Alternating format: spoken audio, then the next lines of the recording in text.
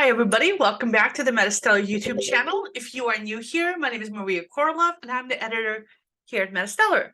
We are an online magazine of science fiction, fantasy, and horror. And this week, we ran the numbers. According to SimilarWeb, we are the #2 most popular science fiction and fantasy magazine online on the web. So I am super excited about this. It's all thanks to, well, first of all, you guys who read our publication and occasionally watch our videos, and to our hundreds of contributors and dozens of volunteers. Thank you so much. You guys are awesome. You rock. We wouldn't be here without you. Today, a couple of those volunteers helped me out with our Free Friday. So you see, every single Friday, we take the top 10 free science fiction and fantasy books on Amazon. We read the first few chapters, and we tell you guys what we think of them. And today I was helped out by community members Christina Brown, Tim McHugh, and Alex KOROLOV. And if you want to join us in doing this, let me know. My email is in the description box below. And so is the link to today's article, where you can read everything in length, and also the links to the books are in the description box below. Please keep in mind that the free list changes very quickly. Authors and publishers make the books free in order to promote them, or to promote the series by having the first book free for a couple days. So you got to grab them while they are still free. Speaking of free, MetaStellar is always free to our readers. All the science fiction and fantasy and horror stories you see on our website are completely free. You don't have to pay to read them. And that's thanks to our kind Patreon supporters. You guys rock. Oh, and but you can buy an anthology. The first year anthology is out, and the second one, we're currently working on it. It will be released this summer. Okay. And if you don't want to miss any of these stories or these Free Fridays and so forth, subscribe to our mailing list. And the list is the link is in the description box below as well. The first book, the #1 book on today's top 10 list, features 4 human explorers light years from home in uncharted territory who find an abandoned alien outpost. And they're attacked by automated defenses, their ship is damaged, and they might be marooned there forever. So, very exciting beginning. But before we get to that, there's 9 other books to get through. And today, I'm getting through them by myself because nobody else could make it today for the taping. All right, let's start out with book number 10, which is... Where is book number 10? That's book number 9. Book number 10. Here we go. The Ashvan by James Parrish. The first of what will be the Across the Asha action adventure science fiction series. Usually it's $1, today it's free, and it's in Kindle Unlimited, which bodes well for the rest of the books of the series when they come out. There probably will be in Kindle Unlimited as well. Kindle Unlimited is where you pay $10 a month and you read all the books you want. Unfortunately, today I got a note from Amazon that they're raising the price of Kindle Unlimited. It's now $12 a month, unless you order 6 months or 12 months in advance. I do a lot of reading, so I forked over the money, but I'm a little bit disappointed with Amazon. They don't seem to be doing too well with regard to supporting authors. Hopefully this means that they might be able to give more money to authors because they'll have more revenues from Kindle Unlimited. So who knows? Anyway, if you do read more than like 3 or 4 books a month, it's a good deal. All right, so the top subtitle of this book is The Secret History of the Multiverse, which I was very much intrigued by. I'm a big Marvel fan, but I don't think the multiverse exists, but I like the idea of it and the storytelling possibilities. So anyway, we start out with Mike, who's trapped on an island. And we meet him, he's naked, he's lying on the floor of a jungle being eaten by mosquitoes. And then we find out that 4 nights earlier, he was in bed in his pajamas and something happened and he was dropped into the ocean and had to swim to shore, which was a nearby island. And he was dropped into the water naked. And at first he thinks that a criminal gang did it because he testified against them. But then he sees there's 3 moons in the sky, and then he thinks that maybe he's just going crazy. So he survives by finding water and eating worms. He's not happy. And then a ship shows up, and the sailors go on shore. And as he's running up to them, they shoot. They shoot a man, and he panics and he runs away, still naked. And they chase through the jungle after him, and somebody shows up and saves him, shoots at the other sailors, and then takes him to a different ship. So apparently people get dropped into the water randomly a lot here. And the people who found him, the guy who rescued him and his fellow sailors, all speak Latin. But the one who rescued him has learned a few words of English so he can talk to him, because they were expecting him to fall out of the air onto this island. And then we switch to the point of view of another girl, whose name is what's her name? Lily. And she's been fished out of the sea 8 years earlier and was adopted by a noble family. And she has magical abilities. So apparently something about being dropped out of the air into this new world gives you magical abilities, or maybe everyone in this world has magical abilities. It's kind of hard to tell. It's a little confusing. I do like the premise and the world building. I like the characters, but I was having a trouble with the fact that the author kept changing points of view. So first we were in the mind of Mike, then we were in the mind of his rescuer, then in the mind of Mike again, and then somebody else, and then it switches back and forth, not chapter by chapter or scene by scene, but like paragraph to paragraph. So it's kind of confusing. But other than that, the writing is great. I don't think I'll be sticking with it, though. I wasn't that excited about the characters. And like I said, the head hopping was a little confusing. Next, we have Mark of the Gods. Here we go, by Kris, Faryn, and Jules, Lynn. The first of 5 books in the Muse Island romantic fantasy series. The other books are $4 each, but they're all in Kindle Unlimited. So this is supposed to be a romantic fantasy, but it comes off as super, super scary. So Piper is a doctor at the North Texas State Hospital for the Insane. One of her patients is a serial killer who believes that Zeus, Thor, Poseidon, and Osiris are real and can talk to him.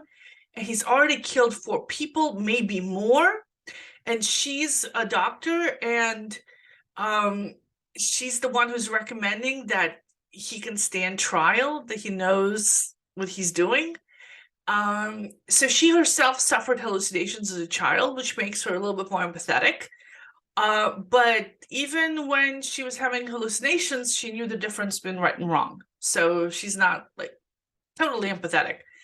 And the guy is super creepy. She has a birthmark on her leg, the same kind that his 4 victims had, and she can feel it warming when she's in his presence, and she just like thinks it's psychosomatic, but it's super creepy. And her little sister is suffering from cancer and needs a bone marrow transplant, and she's not a match, and they haven't been able to find their parents. But when she comes home after the last session with a serial killer, she finds an envelope on her table, and inside is her birth certificate and a little stick-on note, and it's signed by the criminal. Like, how was he able to do that? He's like trapped in the cell. And she calls the you know, the hospital just to double check. And yeah, they've got eyes on him. So super creepy. Piper and her sisters are very compelling characters, and the story is extremely readable, and I do like it, but I am very much creeped out by the serial killer. This was written in a very creepy way, and I don't like being creeped out, so I'm not going to stick with it. But if you like being creeped out, let me just say, this is a very creepy book, and you're going to enjoy it. All right, next we have The Ascendant Wars by Rhett, Bruno. The first of 3 books in the Ascendant Wars Space Fleet science fiction series. The other books are $1 to $5 each, but they're all in Kindle Unlimited. So I love military sci-fi. I'm a former war correspondent. I reported from places like Chechen, Afghanistan, and other places when I was younger and had more energy and was going to live forever. So I kind of understand the excitement of having space battles. And I particularly like it when the space battles are in a galaxy far, far away with aliens, so you don't feel like morally conflicted and sympathetic towards them when reading about it. So I think it's one of the reasons why I really enjoy military sci-fi. So this particular book is set more than 2,000 years in the future in a star system 50 light years from Earth. Perfect. So it starts out with Rylan, who's a commander who's been working undercover for over a decade. He's meeting with an informant at a cafe, and his wife and 2 daughters are back at home, and they want him to quit his job. So this might be his last assignment, and he's meeting an informant about to find out about how the enemy has gotten their hands on some devices that allow humans to mount heavy weapons on civilian ships and even use nukes against civilian habitats. Apparently, otherwise, ships can't do that. It's like a fail-safe of some kind. So as they're meeting, they're attacked. There's a very exciting chase scene, and lots of exciting things happen, and we learn a little bit more about this world. There's some kind of automated robot thingies called wardens that keep people from killing each other too much. But in this case, the warden helped capture him instead of like saving him from these criminals attacking him. So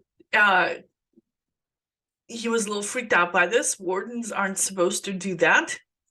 And then we switch to the point of view of Scott Garrick, a lieutenant on space station in orbit, who's about to be assigned to a new ship. And there's a little banter between him and his virtual assistant. And then we flash back to 6 months earlier, where he was in the middle of a battle. He was severely injured, and almost everybody on his team was killed. And they were trying to broker a peace on a planet. And the attack kind of put the kibosh on that. So he's been having trouble connecting to people ever since, which, you know, is understandable. Then in chapter 3, we meet Isla, a lieutenant 3rd grade, like a really junior person. She's assigned to the same ship that Scott is going to be on. She's a newbie. People still think she looks like a teenager. And I'm enjoying seeing the ship through her eyes for the first time. And I like them all, and I'm going to enjoy reading the book. Now, and that's where my review stopped. But after I was done with today's Free Friday, before I began taping this, because I had to wait because the guy was mowing his lawn. The neighbor was mowing his lawn outside my window. So I went back to this book, and I read further in. And these wardens, they're related to people who thousands of years earlier have ascended. So they became like, they're living virtually now. They're living online, and they're like superhuman, and they've lost their human sense of empathy, and they're playing a game with humans, or at least one of them is, where they're basically torturing them and making them go to war with each other and stuff. And other of these people, superhumans, are trying to stop it, but there's only so much they can do. So that's a little bit of a backstory that's going on in there. So kind of relevant today with the AIs and and everything that's happening. So this might not be fiction too much longer. And then we go back to Rylan. We meet his family, and he's been captured and he's being tortured for information.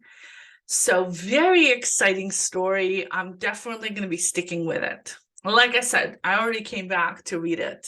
All right, next we have the Chainbreaker Box Set by D.K. Holmberg, the first 3 of 12 books in the Chainbreaker Sword and Sorcery Fantasy series.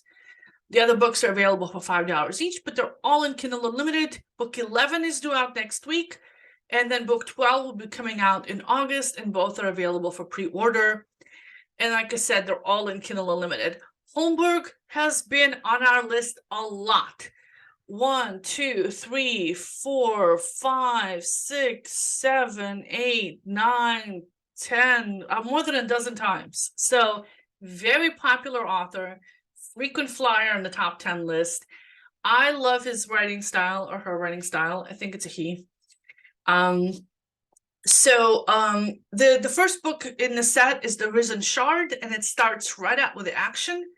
Gavin is a mercenary, and he's trying to break into a very well-guarded house to get to someone, and he's got help. His friend is communicating with him via magical earpiece, giving him directions. Still, he has to fight his way in, and he's battling unexpectedly skilled fighters. And it's a kind of a more difficult job than he expected. A lot of his recent jobs have been difficult because he has a new mysterious employer. So he thinks that maybe it's time to ditch the guy and move to a new city, or at least find out who he's working for. And this mystery employer has been threatening him and threatening his friends. So this entire beginning is fast-paced. It's heavy on the action, and there's lots of tantalizing hints dropped here and there about Gavin's past. Plus, he's decisive and competent, and I really love spending time with main characters who know what they're doing. It's really fun and really enjoyable, and I really like this book. All right, next we have a book that Christina Brown read for us. This is the first of 4 books in the Midlife Mountain Magic Urban Fantasy series. The other books are $3 to $5 each, and they're all in Kindle Unlimited. So our protagonist is Elizabeth, who leads a comfortable but loveless life married to a dentist. Then she discovers her husband is sleeping with his new dental hygienist, and she goes off the rails. And she drives his BMW into a lake, and she sets fire to her husband's office. Well, she didn't intend to send fire to his office. And anyway, she winds up in jail with a bunch of charges filed by her ex. And Christina says that, the husband's a jerkwad, which, I kind of agree with because he cheated on her, but that's still not a reason to set fire to an office and drive a car into a lake. But I can kind of sympathize with that. So her dad comes to bail her out, and we find out that the way the fire was set is that it started literally from Elizabeth's fingertips, and she has no idea what happened, but her dad knows more than he's telling. And he moves her out of her house back home to the mountains of West Virginia. So Christina says that she loves that the main character is in her 40s, and she's looking forward to the promise of revenge on the ex, and she says she's got a feeling that the book will deliver. All right, next is another book that I read, Chasing Fae by Cady Hammer, or another book that I started reading. This is the first book in the Chasing Fae fantasy trilogy. The other books are $3 to $4 each, but they're not in Kindle Unlimited. So this is a fantasy book, and it's set in a kind of a fantasy setting, which you can tell by the cover. But I was a little bit confused about the world that it's in. It's not totally clear what the level of technology is. and what the rules of this world is and where it kind of stands on the fantasy modern kind of scale. So anyway, Grace's older brother is a mercenary working for the Fae, and he's been on an expedition for the past 6 months, and he's due home any day now. And it's the week before the winter solstice, a big holiday here in the Middle Realm, which Grace is really looking forward to, when a couple of Fae soldiers show up at the door with bad news. Her brother was killed. Her mother collapses. Grace runs to her room to find a little bracelet that her brother gave her, and she just sits there crying. It's really sad. Anyway, so what they tell them is that the brother stepped on a mine while on patrol, and there was nothing left of his body. So this world has exploding mines in it, or are they magical mines? It's not clear. And then they get his dagger in the mail, in a package from the upper realm where the Fae live. And so Grace suspects that there's something fishy about his death, and she wants to go into the upper realm to investigate. And the upper realm is super dangerous to mortal humans, which she is. So she takes combat lessons and talks her brother's best friend, who's a smuggler, into helping her get the supplies that she needs. And then she spends the next 10 months training, working out at the biggest gym in the city, learning hand-to-hand combat and weapons. But it doesn't specify which weapons exactly she's learning. So I don't know. I still don't know if they have guns or not in this world.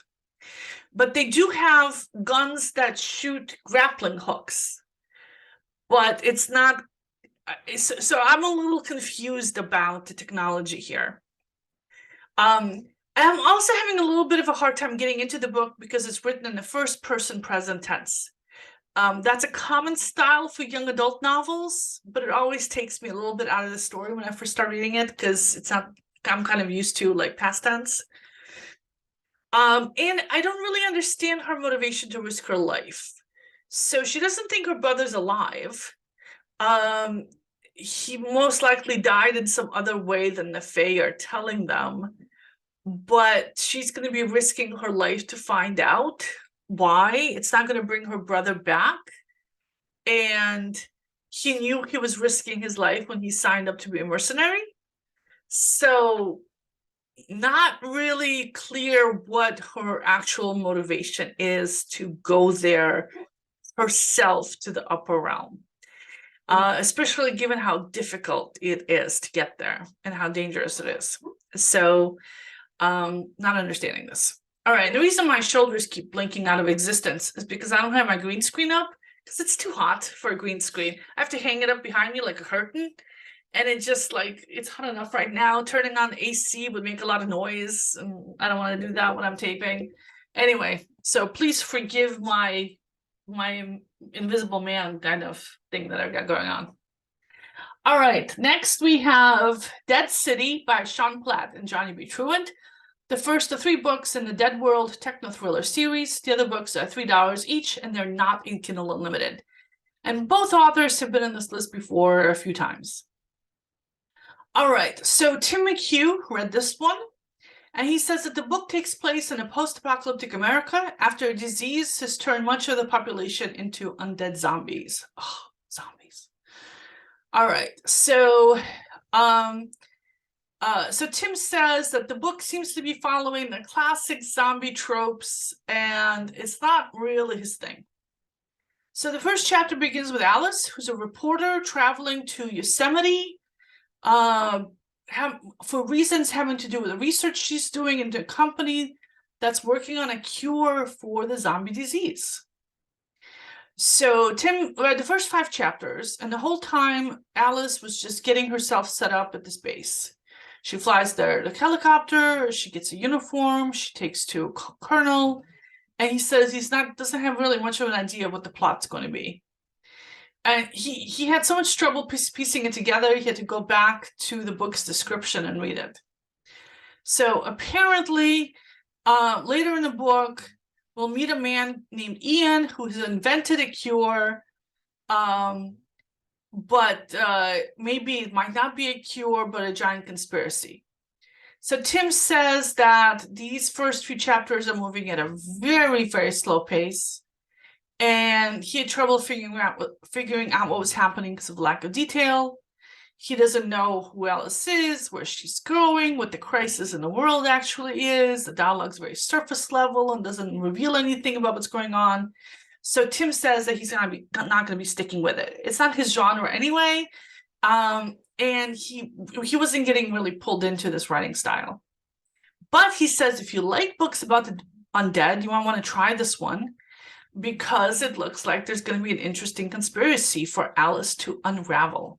And some people do like these kind of slow building books. And I like slow building books sometimes too. Next we have Summertide by Charlotte English. Speaking of slow building books, I love this one. So this is the first of 6 books in the Wonder Tales fantasy series. The other books are $4 each, and the 6th book is currently available for pre-order. It will be coming out this July, and they're not in Kindle Unlimited. So this is your one chance to get it for free. And I love the beginning of this book. So it's written like a fairy tale, like a kid's story, like some of Terry Pratchett's books, or like Howl's Moving Castle and other books by Diana Wynne Jones. And I love those books. So there's a town, and on the outskirts of this town, there's a big tree. It's really huge. It's like super, super tall. Every fruit imaginable grows on it. And if you're going to be walking around it, it'll take you a few minutes to walk all around its base. It's really, really big. And people live in it, and they live in the branches up and down this tree. So Mother Gantry doesn't like heights. So she lives only a few feet off the ground. And one day the whole tree starts shaking, and she looks out the window, and everybody like in the town seems to be going about their business. So it's not an earthquake.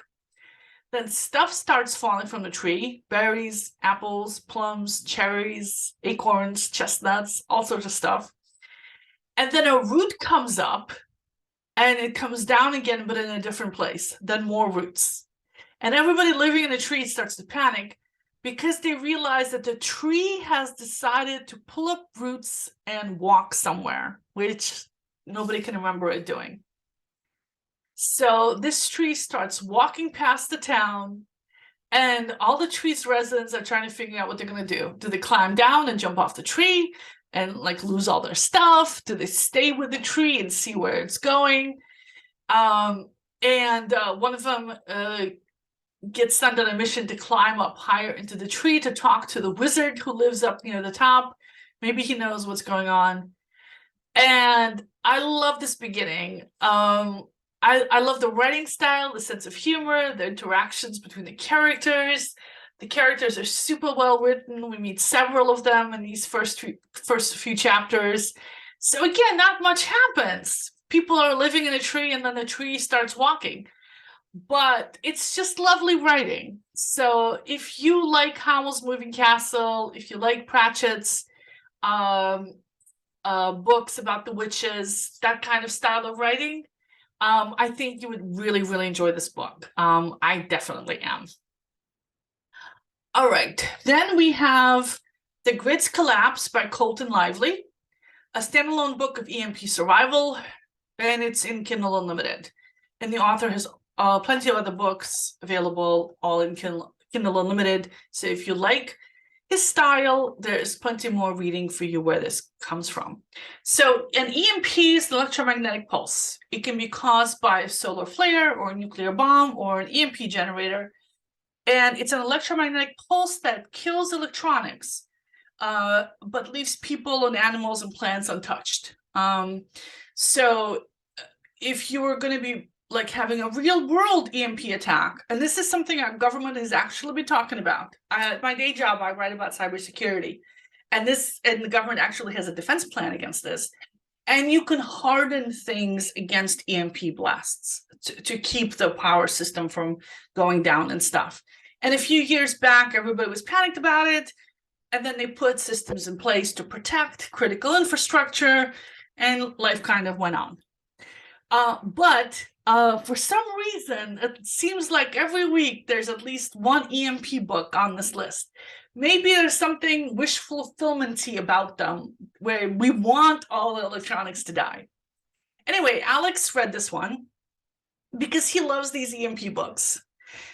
And this book starts out in a prison. So Beth Alton has spent nearly 4 years at a correctional facility in Oklahoma, and she's about to be released in a couple of months.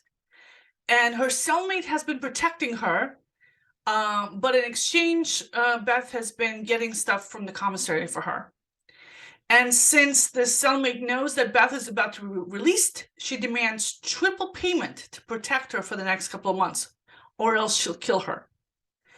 Because Angie doesn't care, the cellmate doesn't care either way, because she's stuck in prison for life. What's another murder conviction for her, right? Like, she couldn't care less. So then in the next chapter, the prison's warden calls her in. He says that he thinks her cellmate is smuggling contraband, and he wants Beth to help catch her. Otherwise, he's not going to release Beth from prison in 2 months when she's supposed to be let out. So Beth doesn't really have any choice here. So she's really stuck between two very hard places. And then the next chapter, her sister visits. And then in the chapter after that, her cellmate asks her why she was visiting the warden and tells her that if she snitches on her, she'll kill her. And Alex says that's as far as he got. And there still hasn't been an EMP blast. But he really enjoyed the prison drama, so he's going to stick with reading it. And you definitely want to see what's going to happen to this prison and these people once the EMP blast hits. There have been a couple of other books on this list that were also set in prisons. And yeah, it's an interesting question. What will happen to the prisons when an EMP blast hits? Or what would happen to prison if somebody just goes in there with an EMP generator? They're not that big. You can actually have one and point it at things. They actually exist. All right, then before we go on to the next book, I want to thank our supporters on Patreon: Marie Leclerc, Humphrey Price, Mary Stoll, Alexander KOROLOV, Avery Parks, Terrence Smith, Brad Center, David Perlmutter, Melody Friedenthal, Anastasia KOROLOV, and Amira Lutfi. Thanks, guys. We love you. All the contributions go to pay for original fiction. Nothing goes to overhead. Everything is either donated or people are volunteers. So all the money that people donate through Patreon goes to pay for original fiction. So thanks, guys. We love you. And finally, the #1 book on today's list, The Contingency by G J Ogden, is the first of 4 books in the Contingency War Alien Invasion sci-fi series. The other books are $1 each, but they're all in Kindle Unlimited. And this author has been on this list before. So it's another military sci-fi book. Awesome. I love it. And so this is about a deep space recon ship, thousands of light years from Earth. They've been on this mission for 4 years, and they only have 2 weeks left. They visited 30 systems looking for signs of aliens, and they haven't found anything. So the reason they're looking for the aliens is because this alien empire attacked humans, killed billions of people, and the humans reacted by killing all the aliens they could find, including nuking their home world. And they're paranoid that the aliens are going to pop back up again. And so in this universe, ships and planets are connected via the fabric, an alien version of the internet built countless thousands of years earlier by those same aliens. And this fabric allows for faster than light travel and communications. So they've got kind of like a deep space internet thing going on. So they get an alert. They detected an alien signal. And so they change course and head over in that direction. And it's in an area that nobody's been in before. And they're curious about why nobody's heard a signal from here before either. And they're worried that it was only recently activated. So something is going on there. They track the signal to a dead planet. I mean, there's no living life on it bigger than a microbe. And then they notice the signal is actually coming from one of the planet's 3 moons to an isolated communication tower hidden inside a bunch of rocks. So they fly over it. They notice a cave nearby. They take their ship into the cave. A couple of sentry drones attack them. They evade the drones and shoot them down. So my question is, why are they taking a like interstellar spaceship in there instead of sending a drone in? So very confused about this. So anyway, so they blow up the drones, and they speculate that the drones were really easy to kill because they're old and decrepit. So maybe this is an outpost that used to be like an active base, but was abandoned, you know, after the war. Nobody's visited in ages. Everything's breaking down. And maybe the reason the transmitter came back on and it's just sending random static is just because of a loose connection, just due to age or whatever. And so then they go back to the cave, which is actually an entrance to a lava tube. And because of the composition of the local rock, they can't get any sensor readings from inside of this tunnel. So instead of pulling out a drone and sending it in, they again fly their ship in there.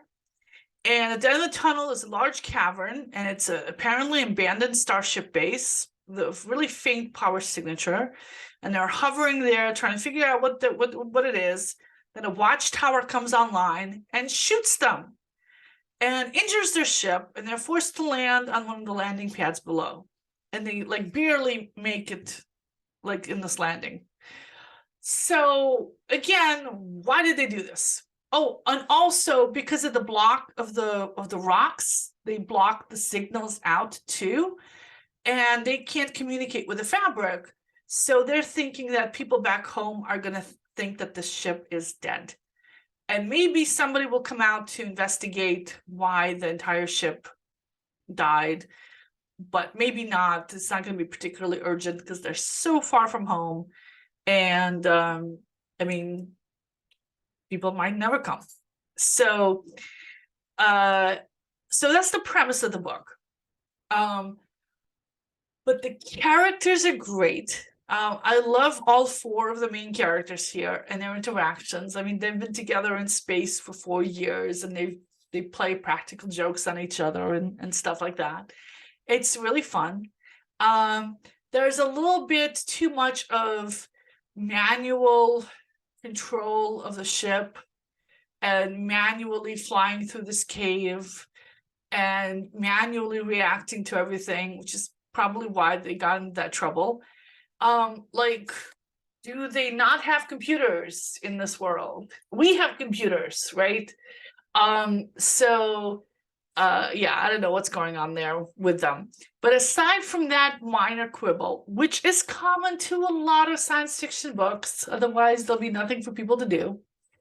I love the characters. I like the pacing. I like the tension. I like the world building. And I think I'll be sticking with the book. All right. That's it for today's top 10 list. Hope to see you back here again next Friday, because we do this every week. And yeah, check out our anthology. See you guys. Bye-bye.